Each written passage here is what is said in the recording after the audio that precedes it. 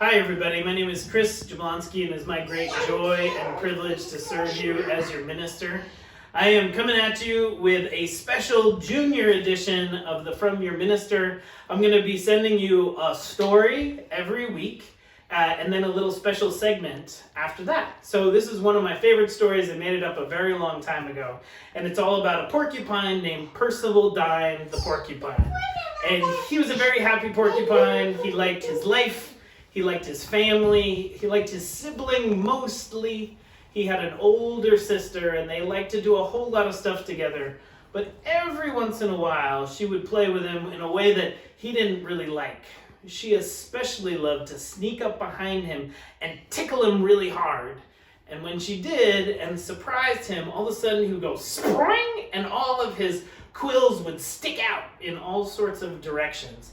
And he didn't like the way that it felt, and he would tell her not to, but still she would do it anyway. And this one day, she took it way, way too far. She snuck up behind him, and she tickled him, and sure enough, spring! All of his quills stuck out, and she had set up a whole pile of cotton balls stretched all the way through the hall, and she grabbed him and rolled him down the hall, and as he rolled over the cotton balls, they got stuck to his quills, and by the time he hit the wall at the end of the hall, he turned around with a mad, sad face, and he looked like a big snowball with a mad, sad face in the middle, and he said, "This is not okay. You will never do this to me again." And he was madder and sadder than she had ever seen him, and she knew something was different. So she went to try and make it right. In a couple days, she came up behind him and he spun around and he said, "You're not going to surprise me again." And she said, No, Percival, I want to show you something. I have something I think is going to be cool for us to do.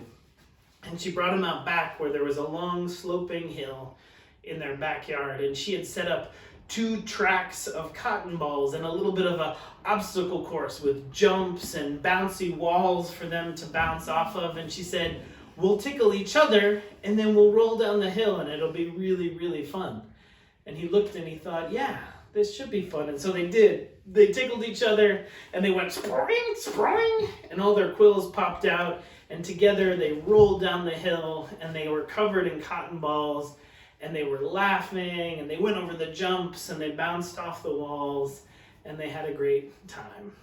And I wanted to tell you guys this story because this is a tricky moment, and since we're all cooped up, all with our families and our siblings and our people, that there's a lot of feelings sometimes that happen, and we have to be really careful and really mindful of loving each other well and trying to be extra gentle with ourselves and extra gentle with our siblings and extra gentle with our families and neighbors.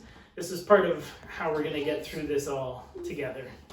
And so now we'll have our next segment. Mailbag.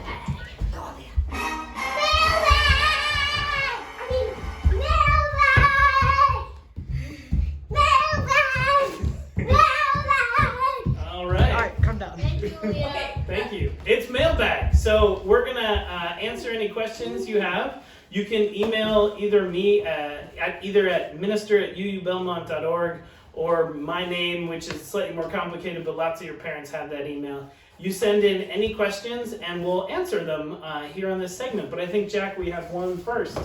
Yeah, Jack from Belmont asked, how are you dealing with being stuck at home? Nice. Well, thanks, Jack from Belmont. This is hard. This is a lot. There's been a lot that's been surprisingly fun in all this. We've built a whole lot of forts with Aaliyah. We've had, I think, 3 forts in 3 days. We've had a lot of forts, and we've had lots of nice walks with Jack and lots of fun time with Ben, our cameraman / oldest son. Hello. So there's definitely been a lot of nice moments in addition. And yeah, it's definitely been hard. I've been taking a lot of rest, sleeping, eating a lot of good food, and getting a lot of exercise. That's pretty much how I've been doing. So thank you, Jack from Belmont. Do please send us stuff in the mailbag, and we'll come at you with another story pretty soon. And know that from my whole family and all of our community that you're held, that you're loved, and we're gonna figure this out and make it through. All right.